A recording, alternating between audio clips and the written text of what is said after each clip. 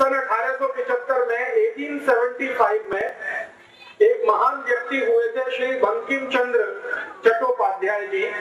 उन्होंने एक गीत लिखा था 1875 में। वो गीत का नाम वंदे मातरम। तो वंदे मातरम गीत को गाने पर भी अंग्रेज सरकार ने पाबंदी लगा रखी है।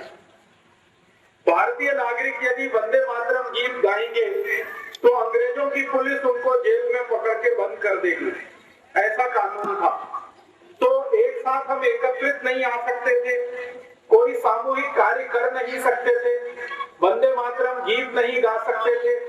ऐसे कड़े प्रतिबंध हमारे देश पर अंग्रेजों ने लगाए हुए थे।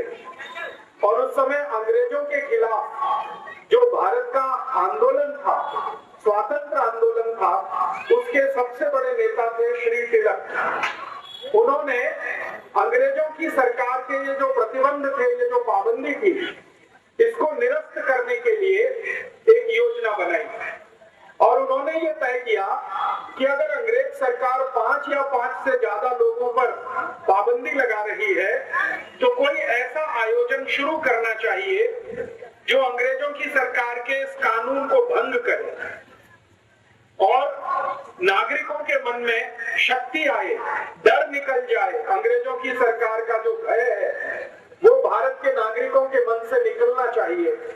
ऐसा सोचकर उन्होंने ये गणेशोत्सव शुरू किया।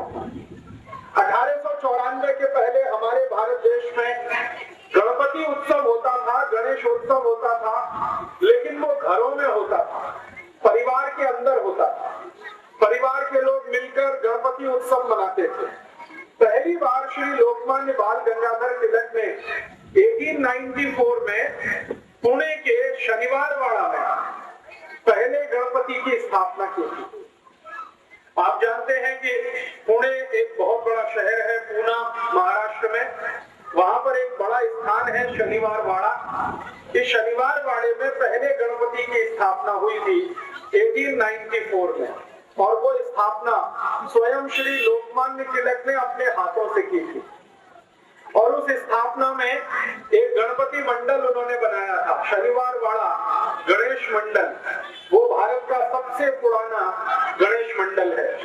तो उस गणेश मंडल के कार्यकर्ताओं को उन्होंने एक संकल्प कराया था कि हम ये गणेशोत्सव का पर्व 10 दिन तक मनाएंगे। अंग्रेज पुलिस अगर हमें गिरफ्तार करेगी तो हम जेल में जाएंगे, लेकिन गणपति उत्सव को हम जरूर मनाएंगे। और ऐसे करके ये गणेशोत्सव की शुरुआत हमारे देश में हुई।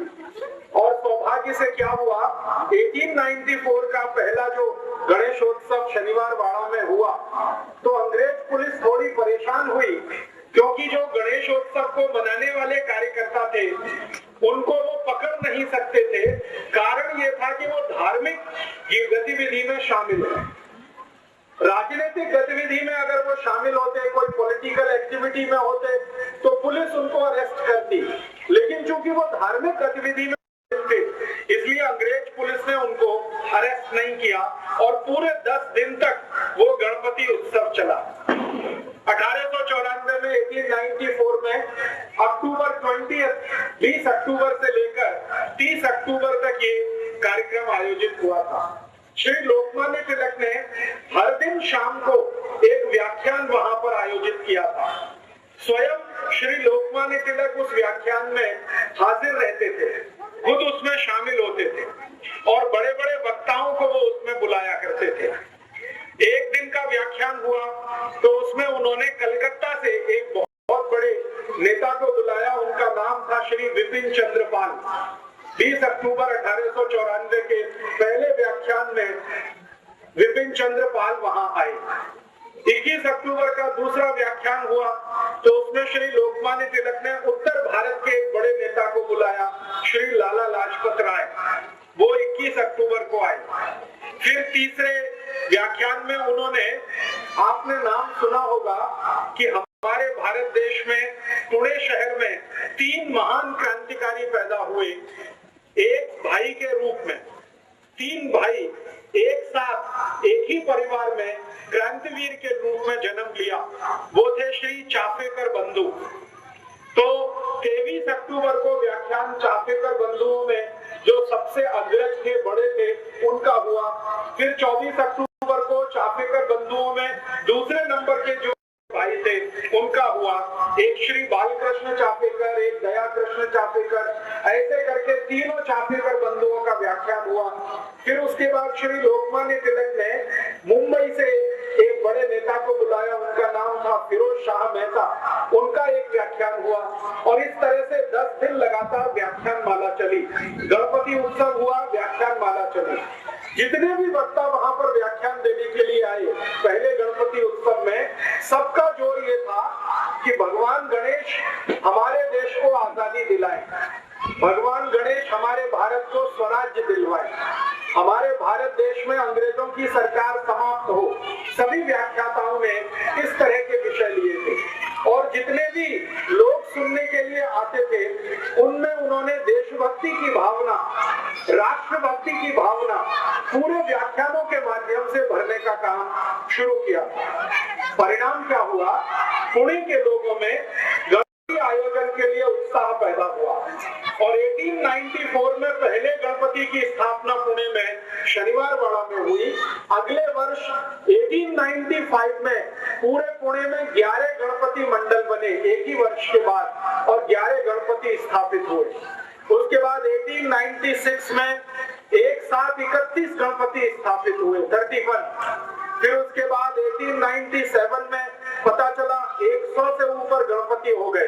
फिर इस तरह से ये संख्या बढ़ती गई और 1898 तक आते आते पुणे से बाहर मुंबई में, पुणे से थोड़ा आगे जाकर अहमदनगर में, फिर पुणे के थोड़ा सा और आगे जाकर नागपुर में, पूरे विदर्भ में ये फैलता ही गया गणपति उत्सव का।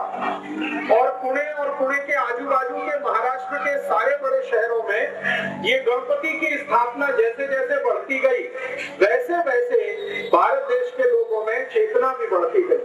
थोड़े दिन के बाद पता चला कि संपूर्ण महाराष्ट्र राज्य में गणपति आ गए और गणेशोत्सव बहुत जोर शोर से मनाना शुरू हुआ। 1894 के बाद 1904 में, माने सन 1904 में पहली बार लोकमान्य तिलक ने भारतवासियों को ये अपील किया कि हम गणेशोत्सव का जो आयोजन करते हैं इसका मुख्य जो उद्देश्य है वो भारत का स्वराज्य प्राप्ति करना है, आजादी प्राप्त करना है। बिना आजादी के गणेशोत्सव का कोई